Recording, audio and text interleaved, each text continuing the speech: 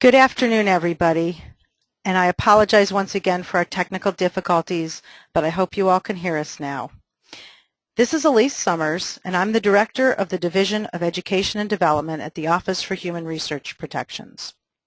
Welcome to our fourth educational webinar, When the Assurance Comes a-Knockin', everything you need to know about OHRP's FWA and IRB registration processes. These webinars, begun just over a year ago, are an important component of the Division of Education's menu of opportunities, which also include in-person learning activities such as our major research community forums and our hands-on quality assessment workshops. Keep an eye on our website and your email inbox throughout the year for real-time information about the full panoply of OHRP educational programs. Today, three of my wonderful colleagues from OHRP's Division of Policy and Assurances, Division Director Dr. Irene Stith-Coleman, Assurance Team Leader Dr. Hal Blatt, and Assurance and IRB Coordinator Ms. Jeannie Makle, will be discussing the requirements and processes involved in registering institutional review boards and obtaining Federalwide assurances under the HHS regulations at 45 CFR Part 46. This webinar is a basic offering well suited to those of you who are new to the field of human subjects research and protections, and to those of you who are not so new but wish to refresh and reinforce your understanding of the HHS regulatory requirements. At this point, I'd like to take a few moments to cover some of the logistical aspects of our program. And as many of you have already seen, the logistical aspects are not always as easy as they might appear. If you happen to have difficulty hearing the presentation, you may want to switch your audio selection from telephone to voice over internet provider, or VoIP, or vice versa. Next, I want to mention that insofar as there may be 1,000 or more of you out there in Cyberland listening to today's presentation, it will not be possible to take questions at any point during this session. As always, you may, of course, send along any questions you have related to this presentation to the general OHRP email box, OHRP@HHS.gov, and we will answer them promptly in our normal course of activities. Also, if you would like to review this webinar and/or share it with colleagues, the recorded presentation will be posted to OHRP's YouTube channel within the next several weeks. You will find the link on the OHRP website at that time. Many of you undoubtedly know that our first three webinars on, respectively, compliance activities, nuts and bolts, and investigator responsibilities are already available on YouTube. Finally, I want to thank Lynette Myers and Samantha Smith, who, along with our wonderful DPA colleagues, are the brains behind this operation and have worked diligently to ensure the smooth production that you are about to enjoy today. Now it is my pleasure to turn the mic over to Dr. Stith-Coleman. Irene?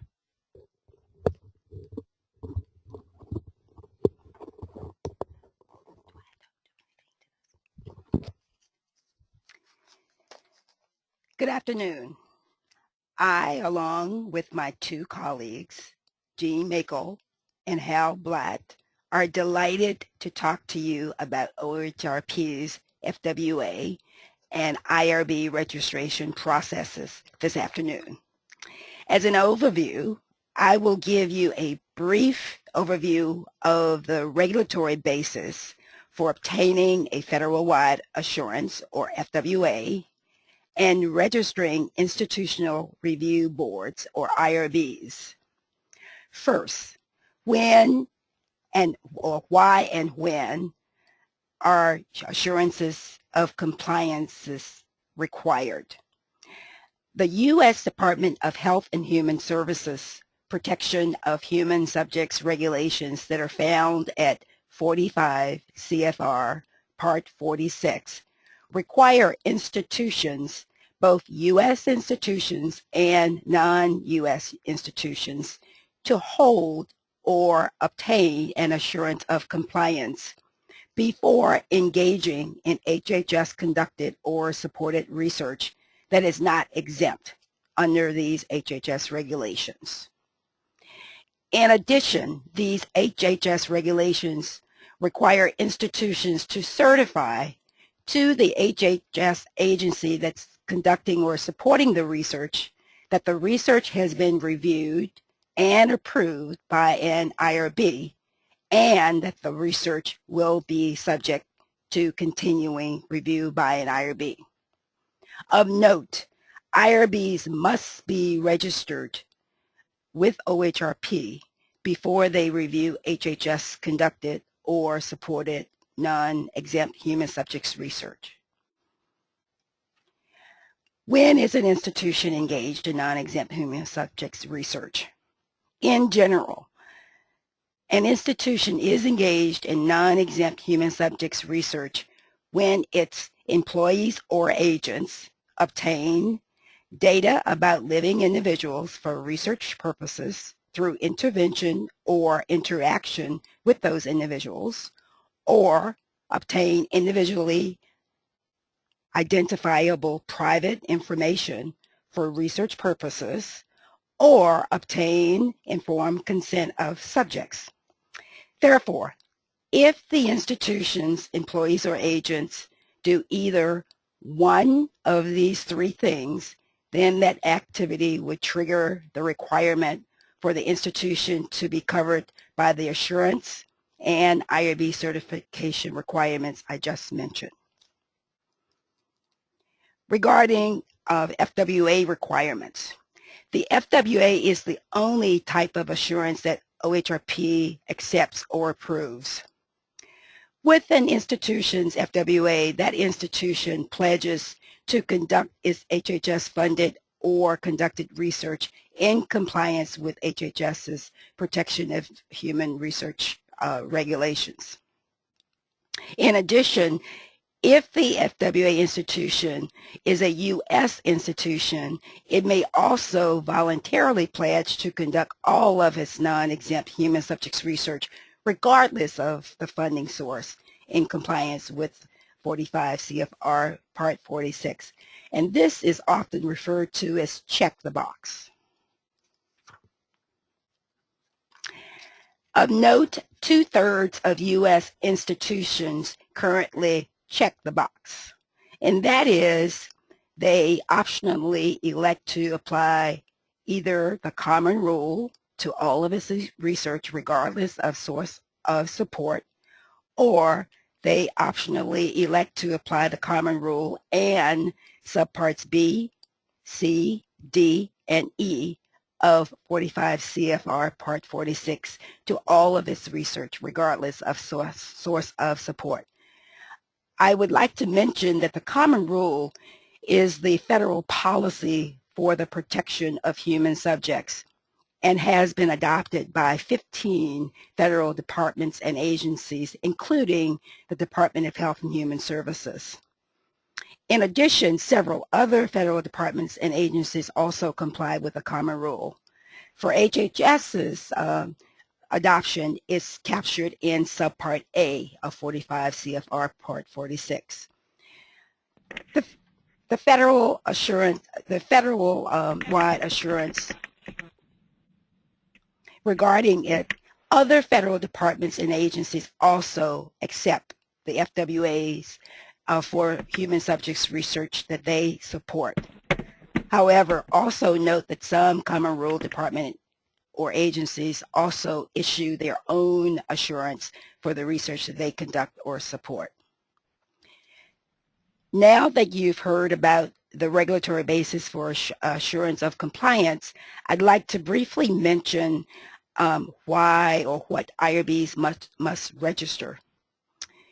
The Protection of Human Subjects regulations in subpart E require IRBs that review HHS conducted or supported human subjects research to register with OHRP.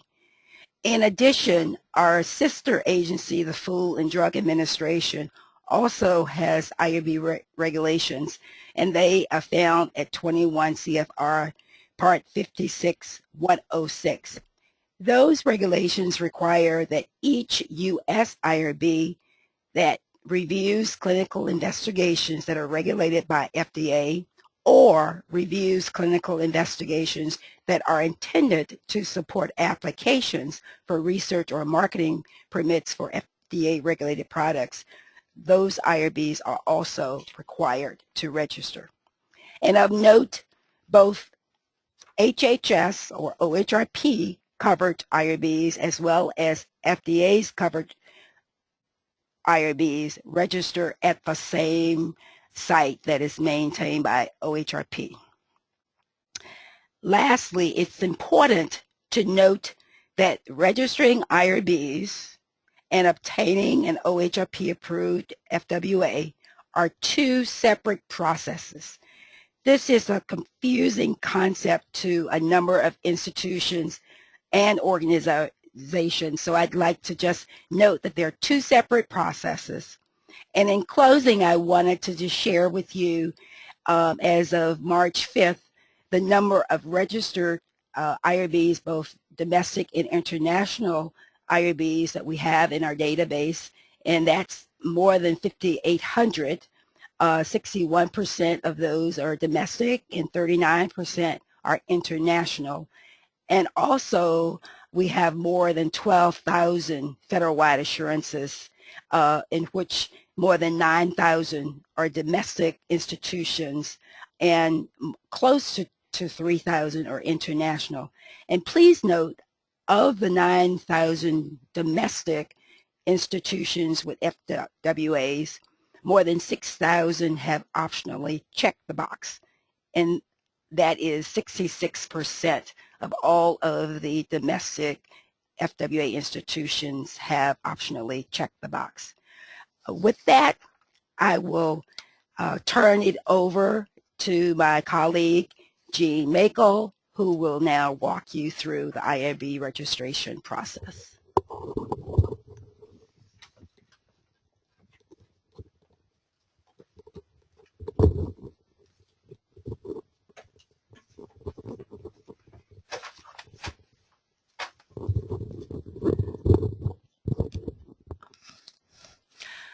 Good afternoon. This is Jean Makle, and before I start, I would like to walk you through the IRB registration process, and I would like to pause for you to participate in a poll to find out if you have ever submitted your organization's IRB registration.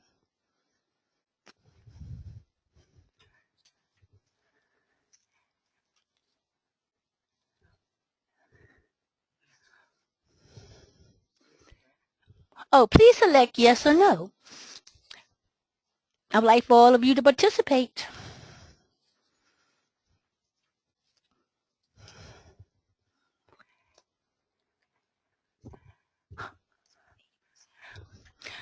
All right, the poll is going to be closed in a few minutes. I have noticed that 62% of you said yes. So that means you probably have a good understanding of the IRB registration process. However, the first thing I'm going to talk about this afternoon is about the required process for submitting registrations to OHRP. The first thing is the electronic submission, and that is a registration application that must be submitted electronically using OHRP's electronic submission system, known as the ESS, and you will see the URL on the screen, unless an institution lacks the ability to submit electronically. The next 4 slides include information that must be provided when registering. You must register the name and mailing address of the organization operating the IRB IRB organization head official, and contact information or contact information person, name, address, phone, and fax number. Each IRB address, phone and fax numbers, and email, and the IRB chairperson, name, phone number, and email.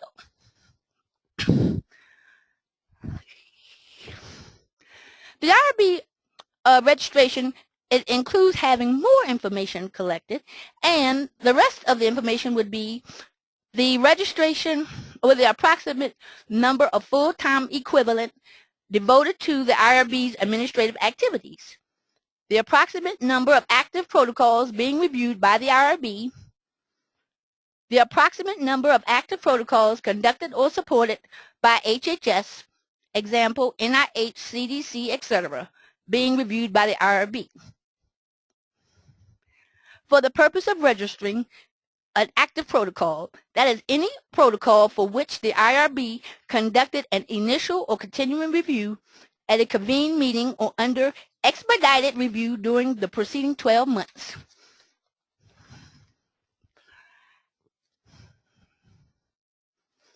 Each IRB in the U.S. that reviews protocols regulated by the FDA must provide the approximate number of active protocols involving FDA-regulated products and a description of the types of FDA-regulated products and protocols, such as human drugs, medical devices, biological products, food additives, color additives, and other.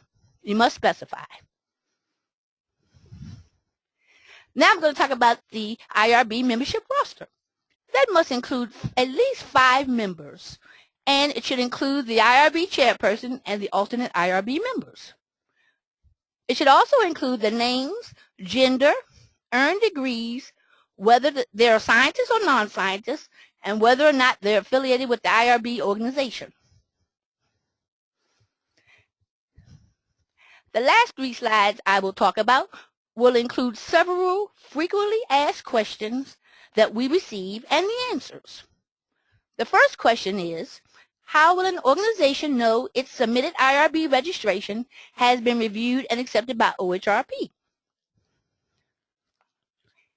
Once OHRP reviews and accepts the registration, the organization's contact person, head official, and the IRB chairperson all receive an automatically generated email informing them that their organization's registration has been accepted. In addition, a copy of the reviewed and accepted registration will be attached to the email. Second question, when must an IRB registration be updated or renewed? IRB registrations must be updated within 90 days after the information provider or the IRB chairperson changes. An organization must renew its registration by 3 years, even if no changes have occurred, in order to maintain an active registration.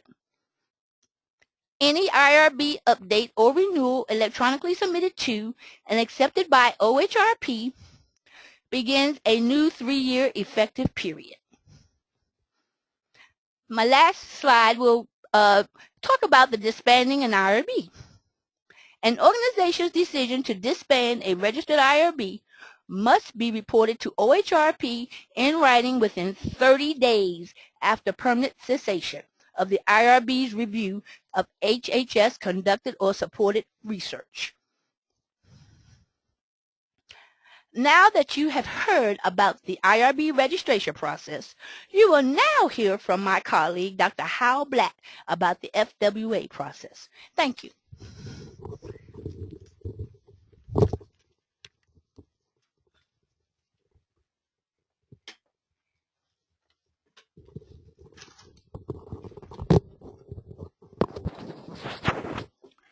Good afternoon. I will be discussing the FWA process, but before I get started, I would like to take a poll to get an idea about how many of you are responsible for submitting your institution's FWA. We will pause so you can respond to the poll, and please select yes or no.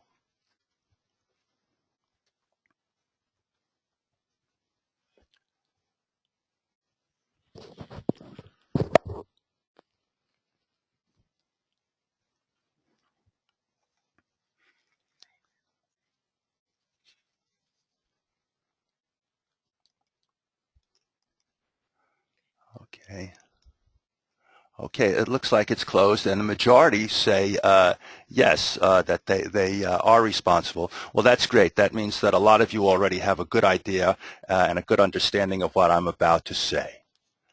Now, the first item I would like to discuss is the ESS requirement. And the institutions must submit their FWA applications electronically using OHRP's electronic submission system, or ESS, and on the slide you see the URL address.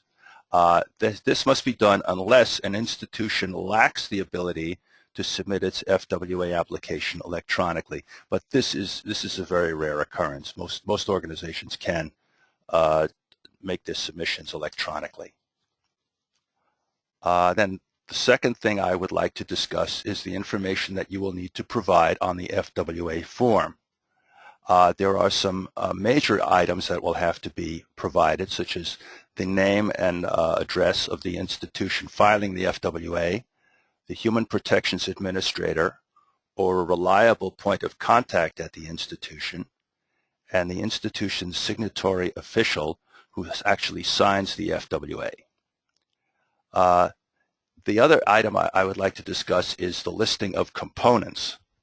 Now, the listing of components is optional, and if you choose to list components, you should provide the name and location of the components over which the institution has legal authority that operate under a different name, which will be covered by the FWA. For example, the John Jones Hospital may contain within it the Mary Smith Cancer Clinic. Then if you wish to list the Mary Smith Cancer Clinic, it would be listed as a component of the John Jones Hospital. The next item that would be needs to be provided is a statement of ethical principles to be followed in protecting human research subjects. There are 3 checkboxes: the Belmont Report, Declaration of Helsinki, and Other. If you submit Other, you must submit to OHRP for review and approval a copy of this particular document. It should be noted that this, if you do check just Other, it will be slow down the reapproval process.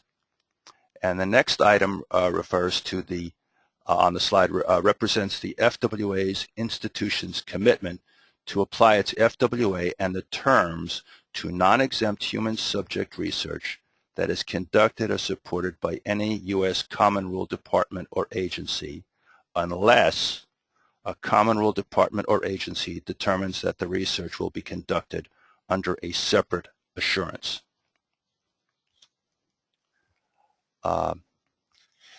This next slide applies to only to U.S. institutions, and it is optional.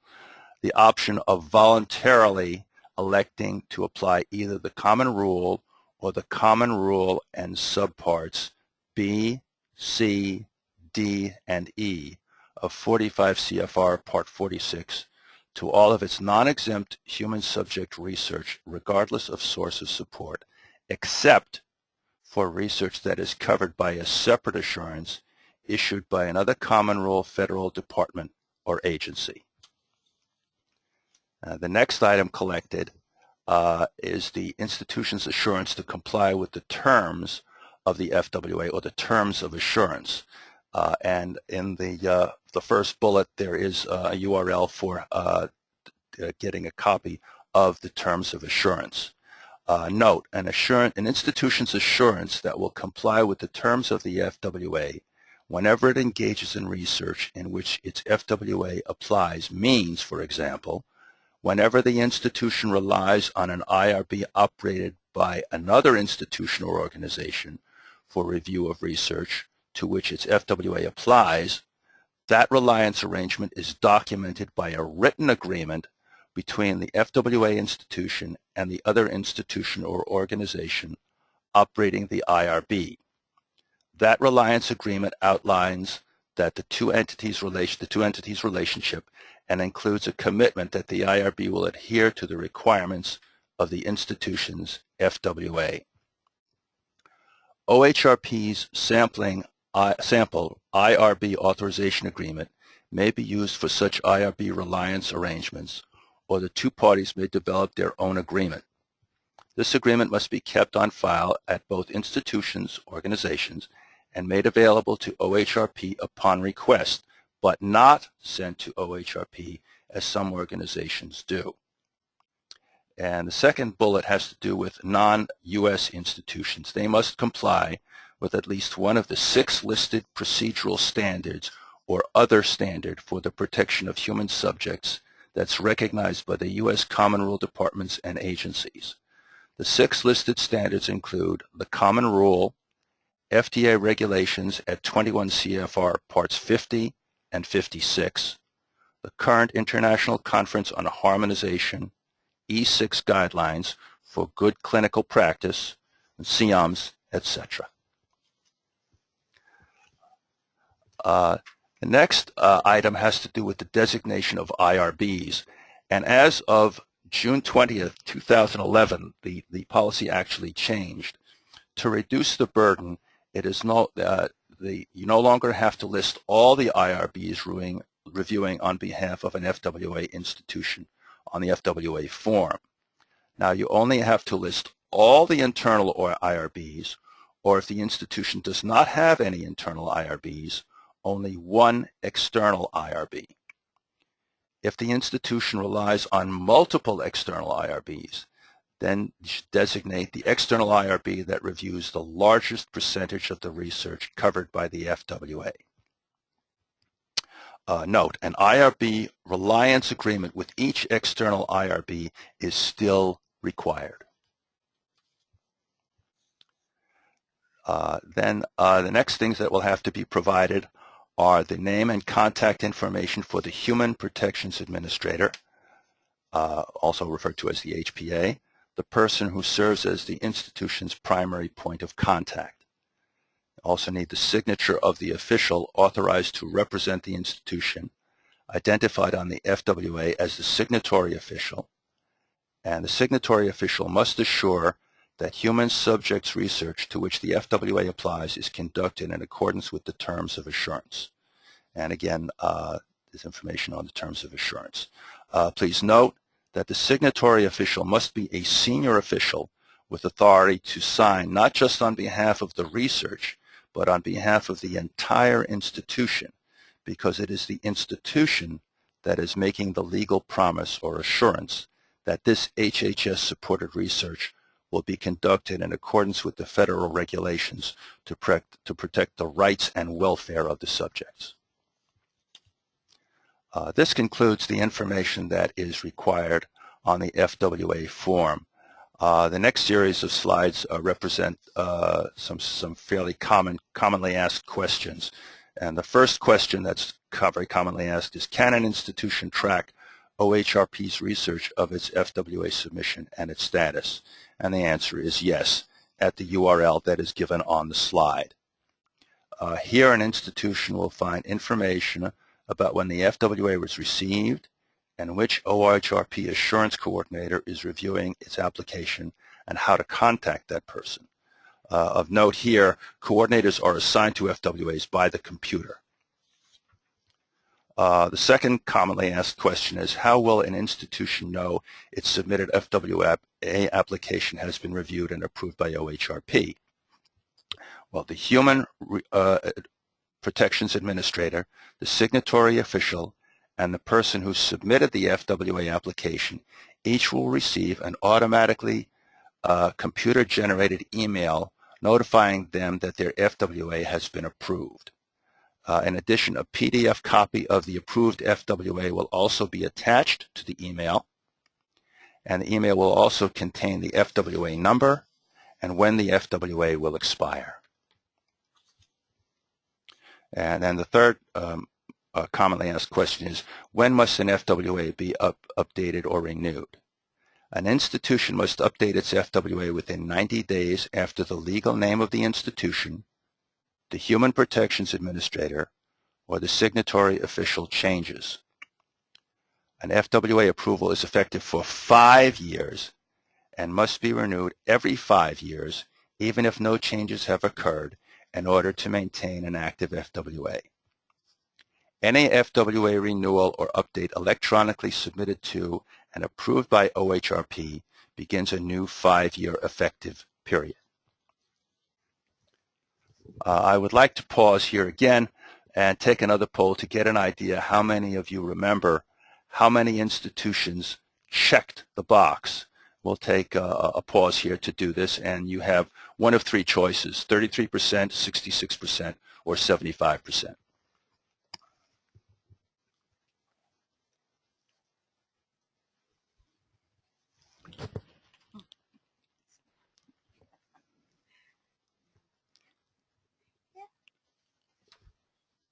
Okay, that's really good. The correct answer is 66%, and as you see, 86% of you got the right answer, so obviously everybody's paying attention. That's great. The last thing I would like to provide you with is some information about resources. And this slide has on it the URL that will take you to our resource site on our website. And we'll go to the next slide, and that will show you what the resource site looks like. And this resource site includes information on when an FWA is required and when an institution or organization needs to register its FWA, a graphic and text decision tree to help decide if your institution or organization needs to register its IRB or obtain an FWA. That's also on the resource site. And in addition, there's the URL for the electronic submission system where you can electronically submit your IRB registrations and FWA submissions. There are also frequently asked questions on the FWA and IRB process on this resource site, and they're posted at various places on our website. And this last slide contains general contact information and information on how you can join OHRP's listserv if you wish to receive announcements that OHRP sends out. This concludes our webinar. Thank you for attending.